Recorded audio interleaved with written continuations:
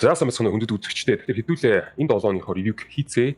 Энэ 7 хоногт ямар хөдөлгөөнүүд зах зээл дээр орох боломжтой байна. Энэ зүйлийнхаа тамгийг хэдүүлээ гаргацгаая. Яг одоогийн байдлаар биткойны чарт таад өмнө байна. Бидний түрүүчийн ревю дээр ярьж ирсэн энэ хөдөлгөөнийг таад мэдж байгаа тийм 7 хоногийн дэвлэл гарч ирсэн. Энэ 7 хоногийн дэвлэл дээр манипуляшн орох бид шууд хаяр хийгээд явах хэрэгтэй маа гэдэг тамгийг таад маань бүгдээрээ санаж байгаа бох тийм. Тэгэхээр биткойн маань явж гин. За тэгээд хэдүүлээ бусад технологи дээр бас юу болж байгааг анализ хийгээд ревю хийгээд гаргаад явчихаа. За тэгээд тухайн ревюг эхлүүлэхээс өмнө хэдүүлээ хит хитэн зардаас мэдээж ихтэй явчмаар байна. Нэг бүсэн тэр зүйлийнхээ тухай ярилцаа. Тэгээд шууд ревюргээ ороод явчих. За хамгийн нэгдүгээрт Nasdaq, GC, BTC 6E гэдэг энэ өрөөнүүд маань та хэдэд одоо манай community гишүүн бисч байсан хамаагүй та хэдэд энэ өрөөнүүд маань одоо нээлттэй байгаа. Энэ өрөөнүүд дээр бид нар яадаг вэ гэхээр хийсэн арилжаануудад гаргаж ирдэг. Энэ өрөөнүүдийг бол би шинээр нээсэн байгаа шүү. Тэгэхээр history байхгүй байгаа учраас 6 сарын 25-наас илүү 7 сарын 1-ээс хойш хийсэн бүх арилжаануудыг би тухайд энэ газар дээр постолж ирсэн. Тэгээ эцсийн байдлаар та маань манай арилжааны статистиктэй танилцаад үзэж болно шүү. Нийт бол 19 арилжаа хийсэн. 9 проекттой 9 адагдaltaгүй биетэй байсан. Тэгээ 2 стоп лосстой байсан. Тэгээ энэ бол Nasdaq хэмжээнд 1 сарын дотор хийсэн арилжааны статистик та маань харж болно. Бүх арилжаа руу орсон тайлбарыг нь би тухайн энэ дээр постууд дээр бол тайлбарлаж ирсэн. Орсон гаралтын бүх proof-уудтай те энэ чинь орсон энэ чинь гарсан гэх бүх proof-ууд нь байгаа шүү guys. Окей. Тэгэхээр энэ бүх зүйлтэй танд за GC-гийн өрөөрөө таад маань сайхан зочлоод энэ ч бас байсан сарын дотор хийсэн арилжаануудаа бүгдийг постолж гаргаж ирээд эцсийн статистик нь гаргацсан байгаа шүү. Окей. Тэгээд таад маань ерөн цаашдаа манай энэ өрөөнүүд дээр зочлоод яваарэ. Энэ хийсэн арилжаануудыг ерөөхдөө надаас гадна бас манай сурагчдууд хийж эхэлж байгаа. Nasdaq дээр нэг сурагч маань бас хийсэн арилжаагаа ингээд постлоод гаргаж ирсэн. $800 ашигтай гэдэг ихэд гаргаад ирсэн байгаа шүү.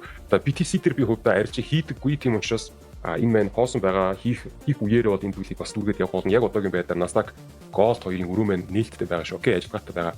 За 7 сарын 1-ээс 7 сарын 30 хүртэл энэ статистик гаргаж ирчээд одоогийн байдлаар би нэг амралтын байдалтай байгаа шүү. Ерөөсөө арилжаа хийхгүй байгаа тийм учраас энэ дээр бол манай сурагчид өөрсдийнхөө хийсэн арилжаануудыг гаргануул гэж би бол одоогийн байдлаар бол амралттай байгаа шүү guys. Окей. За энэ бол зардал номер 1. Зардал номер 2-ын хэмжээнд бол мэдээж бид нэр шидээ 3-аас 4 удаа сургалтын бүртгэлийг бол хийдэг. За тэгээд яг одоогийн байдлаар 10 дахь эсэлтийн бүртгэл явагдсан байгаа шүү. Та маань энэ мэдээллийг хүлээн авна уу? Ерөөсөө нэг 10-20 секундын дотор хэдүүлээ жоохон дэлгэрэнгүй ярьцаад үзье. Сайн байна уу? Та арилжааг үнэхээр мэргэжлийн түвшинд эзэмшихийг хүсэж байгаа бол танд CB сургалтыг санал болгож байна. CB сургалтын 10 дахь эсэлтийн бүртгэл ирснийг дарахаас гадна тухайн эсэлт 8 сарын 4-өөс 9 сарын 21 хүртэлх бүртгэлийг авна. Хүний доох хязгаартай та санаарай. CB Mongolia албан ёсны хуудас дээр байгаа мэдээлэлтэй танилцаад та цоогийн төв CB Shop гэдэг төвчлөрөөр дарснаар манай CB Shop дэлгүүрлүү шилжих боломжтой. Тухайн хуудсан дээр та CB Basic сургалтын тухай дэлгэрэнгүй мэдээлэлтэй танилцж аваарай. Танд амжилт хүсье. За тэгээ хамгийн сүүлийн зүйл юу вэ гэхээр манай Facebook page руу таад маань линкээр дамжиж ороод Facebook page дээр байж байгаа reels-үүдтэй таад маань танилцаад үзээрэй. Тухайн reels-үүд маань трейдер хүмүүсийн сэтгэлзүйтэй шууд холбоотой байгаа. Тэгэхээр тухайн reels-үүдийг таад маань харахтаа мэдээж зөв талаас нь ашиглаад явах хэрэгтэй байна те. Нэг талаасаа бол өөрийнхөө сэтгэл зүг илчлэх боломжууд тухайн reels-үүд байгаа. Нөгөө талаасаа тодорхой хэмжээний мотивашн бас авах боломжтой байгаа те. Тэгээд ямар нэгэн байдлаар сэтгэл зүйн маш хэцүү байдалд орчихсон, гацчихсан FOMO tilted орчихсон байгаа хүмүүс маань тухайн reels-үүдийг хараад одоо өөрийгөө баланст оруулах боломж байгаа болов уу гэж би бодож байгаа. Манай Facebook page-ийг follow хийгээд дараагийн reels-үүд гарч ирэхээр тухайн reels-үүдийг хүлээн аваарай. За тэгээ хэдүүлээ шууд одоо зах зээл руугаа буюу ревюргөө орцгоё.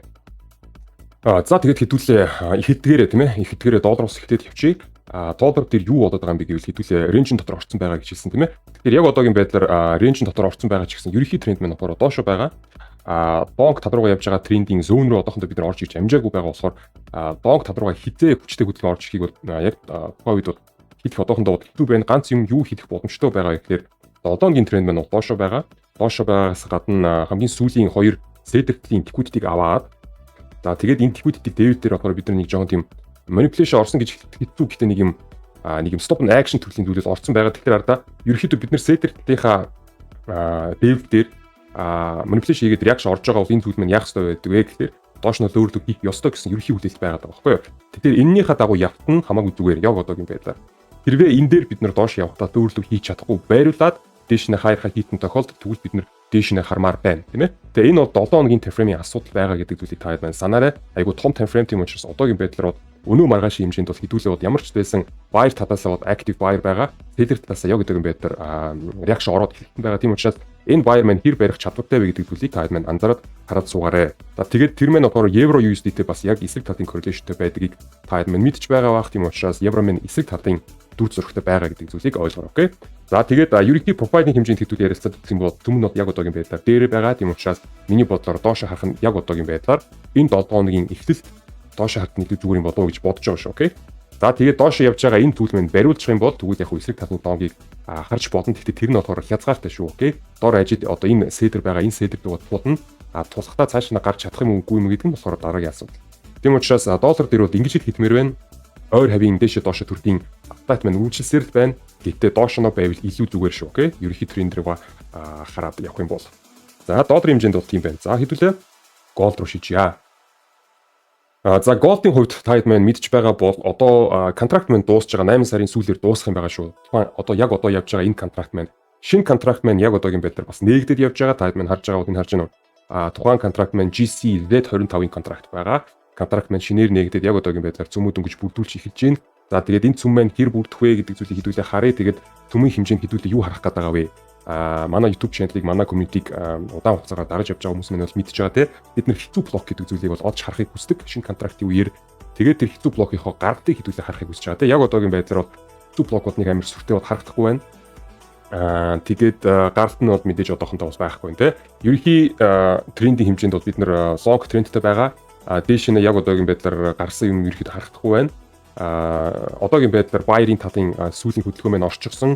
За тэгээд баяртын спорт левелтэй байгаа. Тэгээд би бол одоогийн байдлаар донг харсан зүгээр юм болоо гэж харж байгаа шүү. Окей. Яг одоогийн байдлаар нэг юм өдрийн таймфрейминг блоктой байгаа шүү. Шинэ контрактын дээрээ. За тэгээд энэ блокийн талаас ямар нэгэн спорт байна уу гэвэл мэдээж энэ бол өөр спорт тийм ээ. Энэ бол ингээ өөр веб өөр спорт. Тухайн девлээсээ бид нар манипуляшн хийгээд дээшээ реакшн ороод явах нь үгүй гэдэг зүйлийг харъя. Хэрвээ брейк орчих юм бол эсрэг талын resistance-ийг түлхээд доош хардна гэдэгтэй байх юм байгаа шүү. Окей. За тэгээд мэдээж тэр шортын хөдөлгөөн маань хаа хүртэл явах боломжтой гэхээр мэдээж ойр хавийн баярынхаа дэвлэг рүү явах боломжтой байгаа шүү. За энэ дэвлэг хэдүүлээ засагт оруулах. Энэ бол шин чадлаа алдчихсан дэвлэг байгаа. За тэгээд 7-ныхаа дэвлүүдийг жоохон засаад харах юм бол за энийг яригдчихъя. За энэ хоёр дэвлэг минь хоёулаа байгаа. За тэгээд энэ ч юм шатан дараалалтай дэвлүүд үүсэж байгаа гэдэг зүйлийг та хараарай. Энэ шил дэвлэгтэй байгаа. Энэ ч мэдээж левелтэй байгаа. Тэр одоо дээрээсээ доош явж байгаа энэ седер маань баярыгаа цөмлөөд одоо өдрийн таймфреймийнхаа баярыг цөмлөөд цаашаа явах юм бол одоо доошоо үүсэж байгаа энэ шатан дараалтай дэвлүүд рүү орох гээд байгаа байна гэдэг зүйлийг та маань ойлгоо. Окей. Тэгэхээр хамгийн чухал одоо crucial гэсэн дэвлүүдтэй хамгаалах ёстой гэсэн дэвлүүд маань баяр талаасаа энэ байгаа шүү. Энэ зүйл маань хамгаалж чадахгүй байх юм бол хэдүүлээ доотлохоо дэвлүүд рүү орчих шүү. Окей. Short талын хөдөлгөөн маань ороод явна гэсэн үг. Одоо энэ чартан дээр харах юм бол ийм дэвл байгаа гэсэн үг тийм ээ. За голден дээр өөр нэмж хэлэх юм надад бол байхгүй нь хэдүүлээ том таймфреймүүдийг ярилцж байгаа учраас жижиг таймфрейм руу бол ревю дээр бол ормооргүй тийм ээ.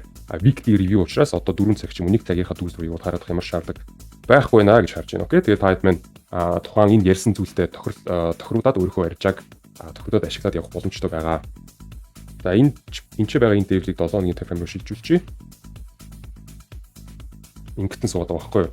За тэгээд та хэд маань хараарай. Энэ спорт маань барих ёстой барьж чадахгүй бол доош нь энэ дэвлүүд рүү орно шүү. Тэгээд эцсийн байдлаар баг энэ рүүгээ гарах байх шүү. Окей. За голдынх нь арилжаан дээр нь амжилт хүсье. Хэдүүдээ дараагийн тикер рүү орцгоё. Дараагийн тикер нь биткойн байх болно.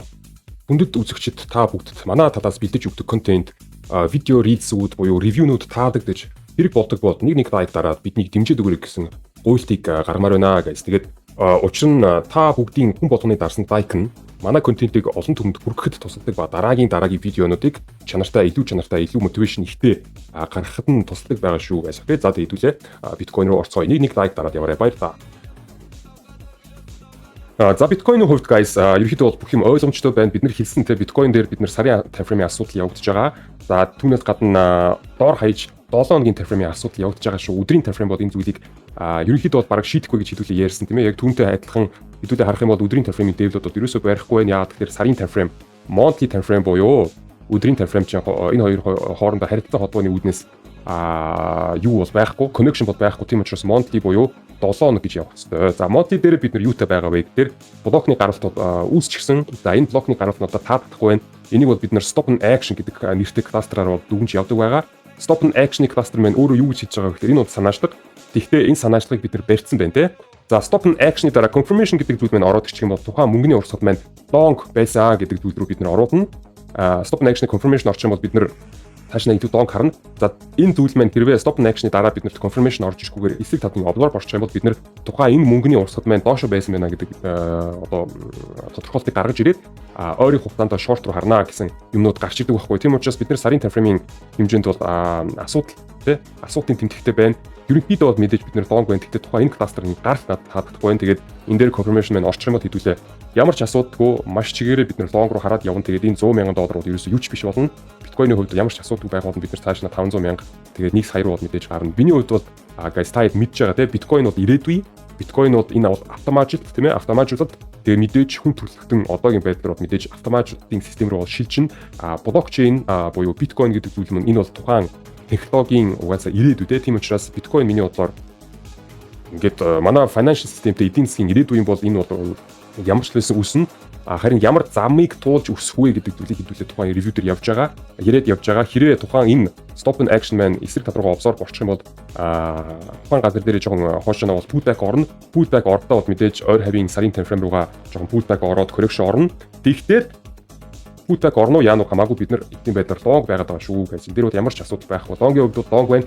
Гэхдээ шууд ингэж дээш нь явах юм уу? Эсвэл pullback-ээр дамжаад дээшээ явах юм уу гэдэг зүйл маань сарын time frame дээр харагдаж шүү даа. За тэгээд түүнээс гадна дор аж бид нар 7 хоног харж болно гэж ярьсан. 7 хоног дээр бид нар David үүссэн. Тухайн David-ийг бид нар түрүүчийн review дээр бол ярьсан. Энэ David дээр manipulation орчих юм бол бид нар бас long харж болно гэж ярьжсэн. Manipulation орсон уу үгүй хэдүүлээ харцгаая. За manipulation орсон байна. Миний хувьд бол энэ хангалттай. Тухайн үед бол жоохон тиймэрхүү цаашаа наашаа байсан. Эцсийн байдлаар энд бол бид нарт confirmation өгсөн. Маш цэвэр сигнал орж ирсэн. Үүнээс хойш би бол цаашаа шууд long харна. Энэ бол манай арга барилын гол их үүсвэр тийм ээ. Манай сургалтанд туугаад манай одоо алгоритмыг мэдж байгаа хүмүүс маань энэ төр зургийг хараад таньж байгаа энэ цэвэр long төр зураг энэ дээр бол ерөөсөө тод хоёр хүн байхгүй маш буудаж сигнал байгаа шүү. Окей. Тэгээд энэ зүйл бол volume trading хэмжээнд бол ямар ч асуудал байхгүй шууд long явж байгаа шүү. Окей. За тэгээд түрүүчийн review дээр хэдүүлээ ярьжсэн энэ level-ийг хэдүүлээ break хийж чадах юм бол шууд явна. Хэрвээ break хийж чадахгүй бол доош нэг pullback орно шүү гэж ярьсан. Хэрвээ та харж байгаа бол тухайн газар дээр бид нэр бариулсан доош явсан. Одоо энэ бол хэрэггүй. Одоо бидэрт юу хэрэгтэй байгаа вэ гэхээр энэ level-ийн reaction хэрэгтэй байна. За тэгээд хойшоо pullback орох юм бол ойр хавийн спорт level-үүдийг бол таад харж байна. Тэгээд энэ спорт level-үүдийг ашиглаад таад маань донг ороод яваарэ. Болж өгвөл донг аваад явах нь идэв зүйтэй. Болж өгвөл short хийхгүйгээр донгийнхоо сетапуудыг ашиглаад яваарэ. Окей. За энэ бол миний хувийн зөвлөгөө байгаа шүү. Трендing дагуу арьж нүг гэс биш. Трендing эсрэг авч байгаа арьжнуудыг болж өгвөл авахгүй байх хэрэгтэй. Авбод аваад хаяад байх хэрэгтэй. Short арьжнуудыг урт хугацаагаар ч юм уу ядаж свингэр бүр хүртэл бариад хэрэггүй day trader те хамгийн их day trade хүмүүс season trader бариад явах нь илүү тохиромжтой бусдаар long руу орж ирж байгаа арилжаануудыг бас свингэр авч болж day trader болж бодно эсвэл position trade хийгээд явах боломжтой байгаа шүү тайлбар. За хэдүүлээ биткойны асуудлыг ингээд дуусгачихъя. Бүх support level-үүд тайдинг дэлгэцэн дээр байна ашиглаад яваарай. За хэдүүлээ дараагийн ticker төв шилжиж. За дараагийн ticker хэмжээнд хэдүүлээ oil-ыг нэг ярилцаад үзье. Oil гэдэг ticker бол бас нэгэн сонирхолтой ticker байгаа. Би oil дээр сүүлийн хэдэн review бол хийх юм надад бол байгаагүй. Яагаад тэгэхээр би энэ дээр бас биткойнт төстэй бол юм харж байна. Хэрвээ бид нар oil буюу ETH гэдэг ticker-ыг ярих гэж байгаа бол дор ажид сарын time frame буюу 7 өдрийн time frame гэдгийг ярих хэрэгтэй байгаа маа. Өдрийн time frame бол угаасаа шалгууллаа. Тэр чигээр flat байгаад байгаа шүү. Окей.